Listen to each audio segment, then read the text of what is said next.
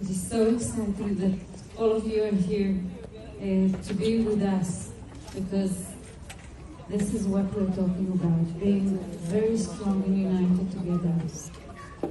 My name is Mara, and my daughter, Romy Gonen, 23 years old, is now missing, assumed to be in Gaza.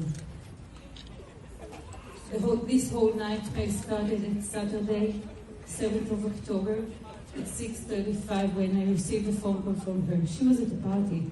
She's a young girl. She's beautiful. You can see all the pictures around us. This is... It says everything, the pictures. She's vivid. She's loud. She has a lot of friends, you know, Israeli, Tzaga. She's very funny. She's the most funny girl in our house. I have 5 kids. She's my third one. And she's assumed, or between her brothers, she's the most beautiful one. And on Saturday morning, 6:35, I received a phone call. She was crying. She was afraid. She was terrified. She said, "Mommy, there are rockets here. They started firing here, and I'm afraid that because it's an open space, I don't know where to go. I don't know where to hide. I'm afraid." And I said, "Romy, you just look for somewhere to hide. Maybe you lie on the ground." I didn't really know what to do, but you know, it's an open space, no shelters, nothing. And we were talking all through the whole next 4.5 hours. We were talking either to me or to her elder sister, and we were with her on the phone while she was running from the rockets and trying to find their car. She came with a very good friend of hers, Guy Khalifa, and they arrived to the car after almost an hour and tried to run away, tried to drive away with the car, and couldn't, because there were so many cars, hundreds of cars of a lot of kids that were in the same festival.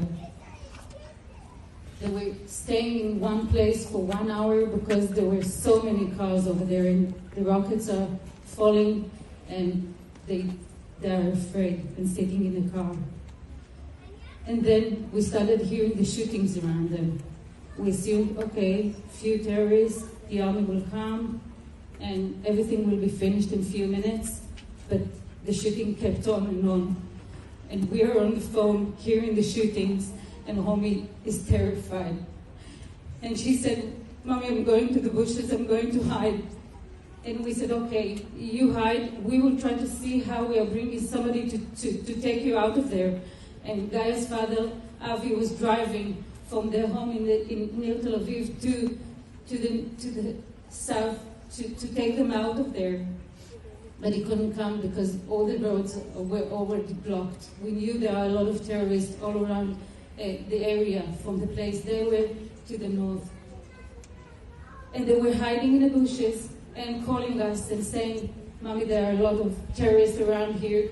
We are moving from bush to bush." It's a 23-year-old girl. She's afraid and she has to hide from bush to bush so the terrorists will not find her. Just imagine where she was, what she felt. And after almost an hour, she said, "Okay, a very good friend of Gaia, Ben Shimoni, is coming back, and he will take us out of here." Ben already left the party with 5 kids to rescue them. He was one of the first one to get out of there, but he came back to help Romy and help Gaia. To their car jumped in another guy named Phil Sarfati that wanted to run away from this place. And she said, "Mommy, everything okay? He will come and take us and we will leave and I'll come home." And I said, "Okay, we are waiting." And the next thing, I got a phone call from her at 10:15. She was saying, "Mommy, I was shot. The car was shot. Everybody here was shot. Gaia is not answering. Ben is not answering. And I'm wounded. I'm bleeding. Mommy, I think I'm going to die." And I said, "No, you're not going to die. You stop crying and you start with Ophir, because Ophir was injured also. I heard his cries also. And I said, "You calm down. You will breathe. You will be very strong and you will take care of Ophir." and you will not die. We will take you out of here. And I started asking, what color of the car? Where are you now? Give me the displacement, the real-time displacement in WhatsApp, everything I could think of just to try and help her, because I'm a mother and my responsibility is to help my kids. And the woman said, Mommy, I cannot help, I feel I cannot move. And Mommy, I hear the shootings around and I'm very afraid. And I said, Mommy, you will be okay. And I knew I was lying because I didn't have anything I could do to help her.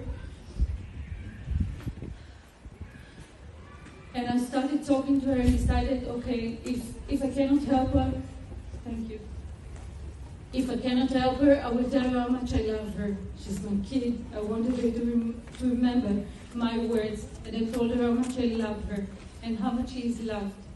And what we will do when she comes back home, we will go to that coffee shop in Tel Aviv that we've been just a few days ago, 4 days ago. And we will go to the trip she wanted and everything will be okay. And she stopped talking to me already. She didn't answer. I just heard the shooting all around. And then she just said, hello, Mommy. And that's it. She didn't talk anymore.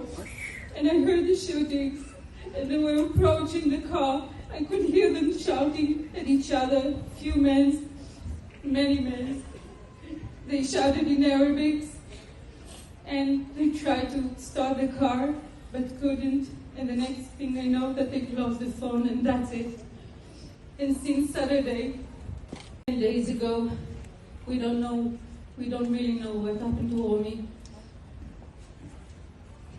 Romy is one of a lot of people that were either murdered, butchered, or kidnapped, or wounded by these terrorists. Well, I don't know what you saw in TV, but this is real thing that happened to us, and we are very strong. I'm a very strong mother, but I feel that I didn't do my job. And since that day, all I do is making sure that nobody will forget, not Romy and not any other of the kidnapped.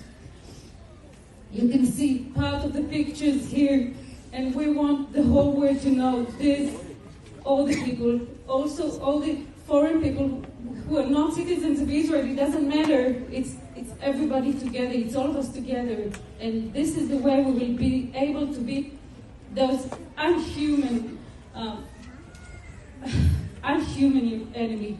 And I ask you, each and every one of you, just wait a minute and think. I heard kids laughing a few minutes ago. You hear these kids crying now. These kids are your kids, and it's exactly like Romy, like the babies in Miroz, like every other kid. If it happened to us, it can happen anywhere.